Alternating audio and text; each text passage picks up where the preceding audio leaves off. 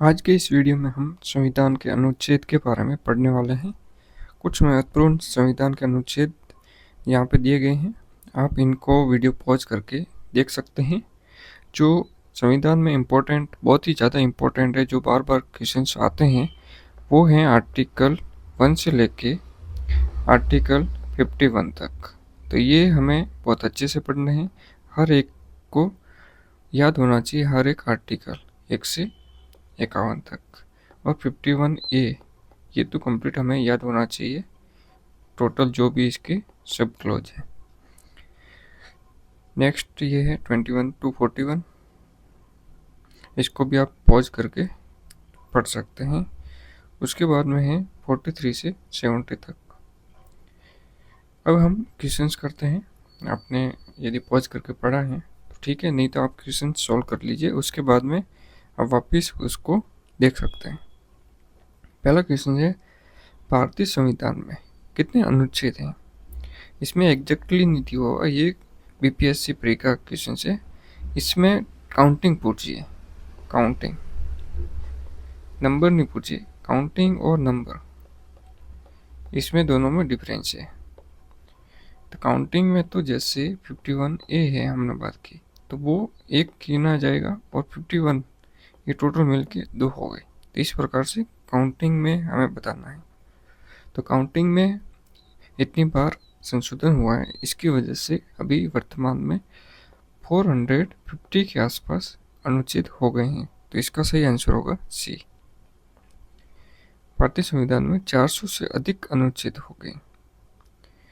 2022 में इसकी स्थिति थी, संख्या थी 468। भारतीय संविधान के कितने भाग, अनुच्छेद और अनुसूचियां थी? मूल संविधान में यहाँ पे पूछा हुआ है। तो मूल संविधान और जब वर्तमान का संविधान में अनुसूची की संख्या चेंज हो गई है, +4 हो गई। तो इसमें बताना है कि कितने भाग थे। तो संविधान में 22 भाग थे, वर्तमान में भी 22 ही भाग है। 395 अनुच्छेद है और 8 अनुसूचियाँ थी। तो वर्तमान में कितनी अनुसूचियाँ हैं? 12 शेड्यूल है। तो इसका भी आंसर ये होगा। वित्त विधेयक के बारे में विशेष उपमत कौन से अनुच्छेद के अंतर्गत हैं? ये जब हम संघ के जो विधायिका और न्यायपालिका के बारे में पढ़ेंगे 52 से 151 तक, तो उसमें ये वित्त विधेयक के बारे में बताया जाता है। तो वो आर्टिकल कौन सा है तो वो बताना है।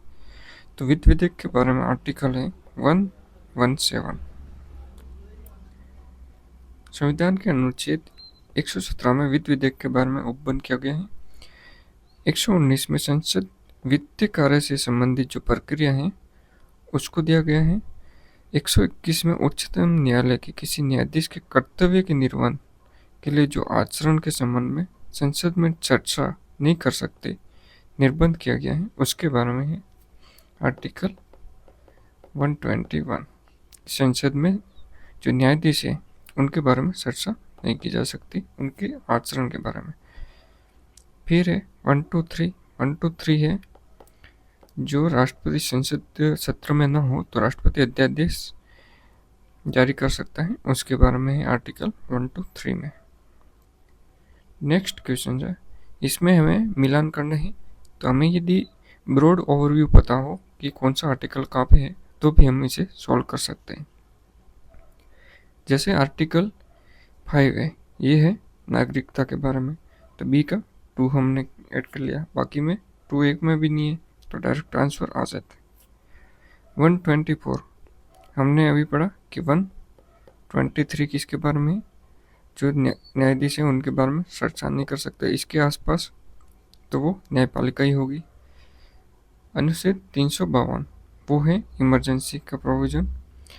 245 ये नहीं पढ़ा हो सकता, लेकिन 3 यदि हमें आते हैं तो 4th हम आसानी से आंसर कर सकते हैं। ये है विधायी शक्तियों के वितरण के बारे में, इसका आंसर है ये। अब इसको पॉज करके पढ़ सकते हैं। नेक्स्ट है, इसमें भी हमें बताना है कि कौन सा आर्टिकल किससे संबंधित है। तो अनुच्छेद 14 है वो संबंधित है समानता के अधिकार के। आर्टिकल 36 है वो है नीति निर्देशक तत्व। डीपीएसपी में आर्टिकल 36 से 51। अनुच्छेद 74 ये है मंत्रिपरिषद के बारे में। आर्टिकल 368 ये है संशोधन प्रक्रिया के बारे में। तो हमें खोजना है 3, 4, 2, 1। 3, 4, 2, 1 इसमें डी सही है। नेक्स्ट है समानता का अधिकार, जैसे हमने अभी पढ़ा है आर्टिकल 14 में है। फिर है नए राज्यों को शामिल करना। नए राज्यों को शामिल करना है आर्टिकल 2 में। और आर्टिकल 3 में क्या है कि जो वर्तमान राज्य हैं उनकी बॉर्डर चेंज करना या फिर नया स्टेट बनाना। गिरफ्तारी और निरोध से संरक्षण, तो ये है आर्टिकल 22। और राष्ट्रपति की विधेयक को अनुमति देने का अधिकार वो है आर्टिकल 111। तो इसमें आंसर होगा 2, 1, 4, 3। 2, 1, 4, 3 बी सही है। आज के लिए इतने ही। नेक्स्ट वीडियो में हम अनुसूचियाँ देखेंगे कि शेड्यूल कौन कौन से हैं और शेड्यूल में क्या क्या प्रोविजन है। Thank you.